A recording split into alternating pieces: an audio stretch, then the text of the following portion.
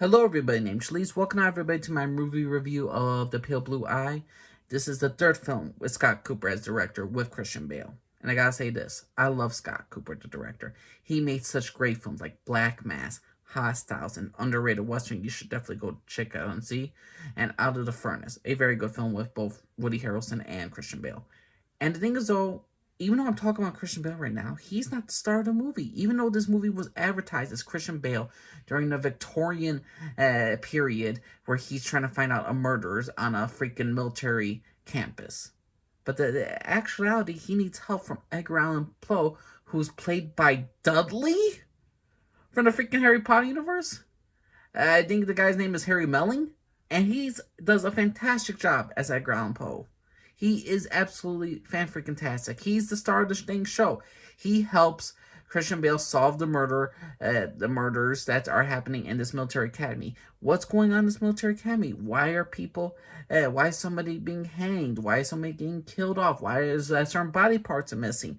And it's all about a mystery about Edgar Allan Poe and Christian Bale's character trying to discover who this what is happening, why is this killing happening, what's the purpose of it, and overall I left with a very satisfying conclusion. The directing made sense, all the acting made sense, the character's motivations throughout this entire story of why people killed, why people protect other people for what they do, it's all understandable. This is a movie that it has logic, good reasoning, and I'm a good fan of this entire movie. And this movie is based off a book that I have not read, and I now will have to buy the book because I want to read about this book. This is what I love about movies. Movies that bring me back to something and bring me back to like, you know what, that film was so good, I want to read a book. I want to know, I want to compare the book to the movie. That's how much this film shocked me of how good it was. And the thing is though, I enjoy, I haven't seen an Edgar Allan Poe, movie since, the Raven with John Cusack, which was an underrated film as well. That was a guilty pleasure film for me. But for this film, the directing was serious. The moments were serious. This is not a comedy laugh out film.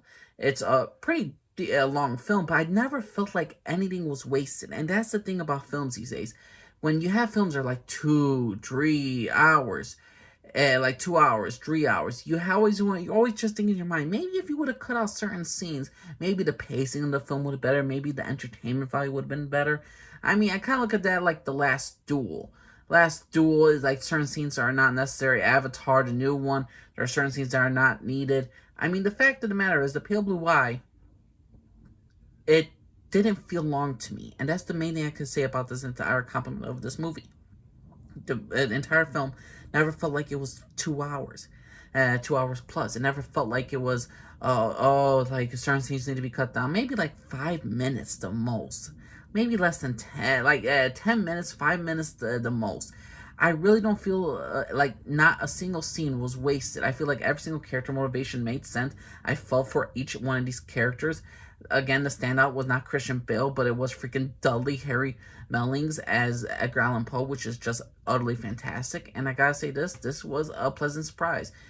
2023 for movies, if we get more movies like this, then it will erase the atrocities of 2022 movies I have seen in the last year.